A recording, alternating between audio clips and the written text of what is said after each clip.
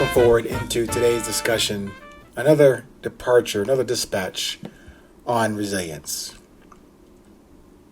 You know what time it is. It's always 8:20.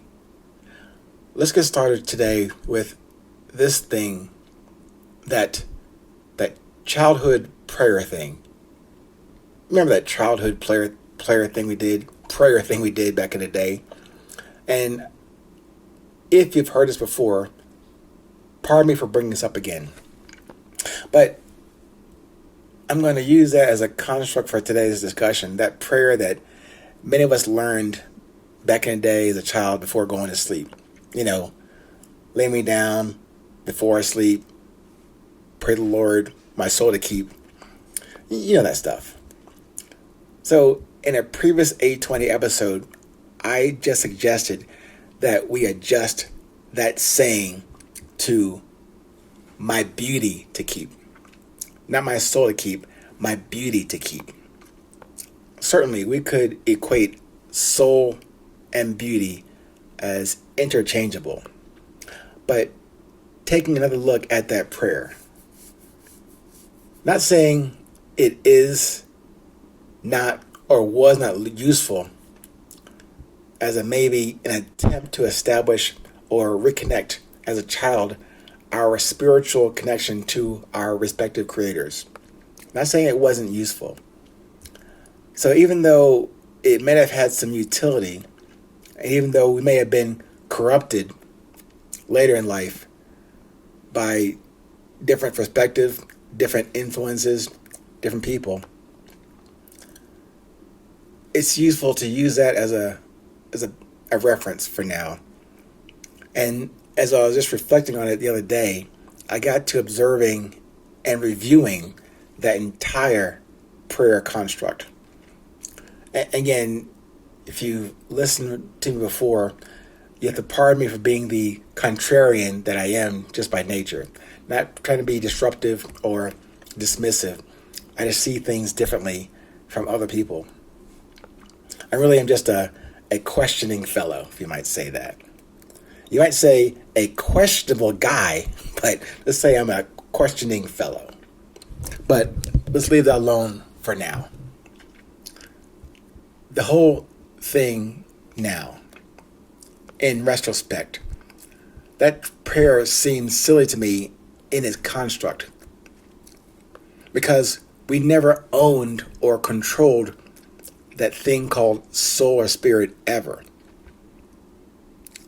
And similarly, we never controlled or owned what I share with you, what I call beauty.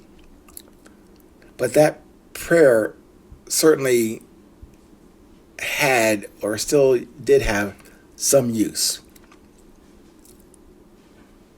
We only get to the benefit in that prayer, the grace.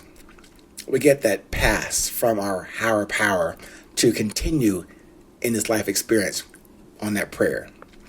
Not that we earn it in a moment-to-moment or day-to-day basis. Despite what we do against ourselves and against our given original design by that Creator, we receive yet another breath in that prayer. Yet another heartbeat as we say that prayer. Another observation to decide on and to pursue and then to communicate.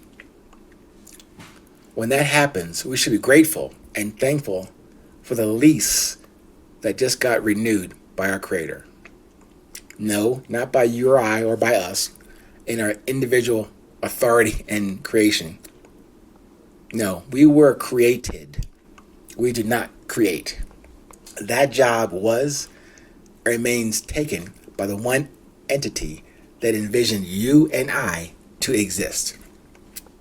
We can only produce from what the Creator has created for you and I individually, and as the purpose and message we were created to share and to deliver and to self-discover.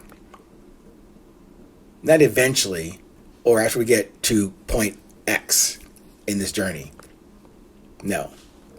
That time, that point of departure is now. This is 8:20. Note, the opportunity to say a prayer not in a requesting form. Make that prayer a proclamation, a declaration, a direction on where you intend to go with your defined beauty, with your defined drive, with your defined discipline, with your defined desire. And in the very presence, wherever you find yourself, that's all you ever have. I'm asking you to start with this moment and not in the past or in the future. There's no going back to then reset the clock and redo or ask for a do-over. Those moments, let's say if you were to review and recite that prayer again, just consider what it means to you, not because in repetition or how it was given to you. Make it relevant to what I asked you to consider, meaning what drives you, what's your desire, and what's your discipline to bring that drive forward in your presence that does comprise your beauty. So, when you ask your higher power to, when you lay down, when you take a rest, a respite, you ask that entity to hold on to your beauty, your soul, as you retire for the day or for the moment. Remember, really you're not outsourcing that to your creator. That's the owner. I'm suggesting we thank that creator for the grace to have it on lease. Not lease to own, lease to maintain.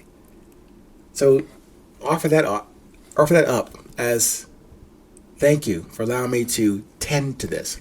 But be respectful and be mindful, be heartful. Did you actually tend to it? Or did you waste it? Did you actually maintain it? Or did you ignore it?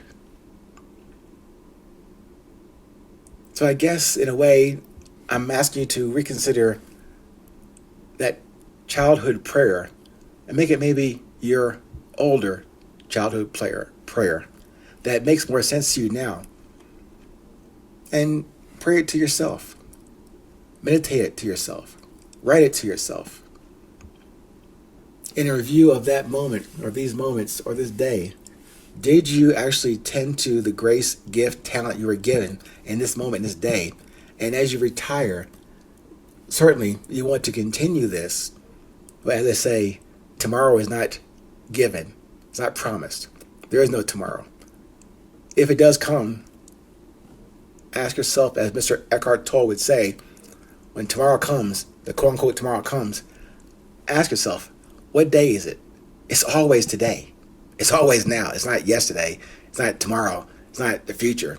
It is now. It is today. So, once you have established that definition for yourself about your desire, your discipline, your drive, into your beauty, and now the beauty of your presence. And when you retire for the day, review that. Ask yourself, did you maintain that? Did you sustain it? Did you honor it? Did you respect it? Did you respect yourself and the owner of that beauty? Pay attention. Stay current. No matter where you are in this world, please remember, it's always 820.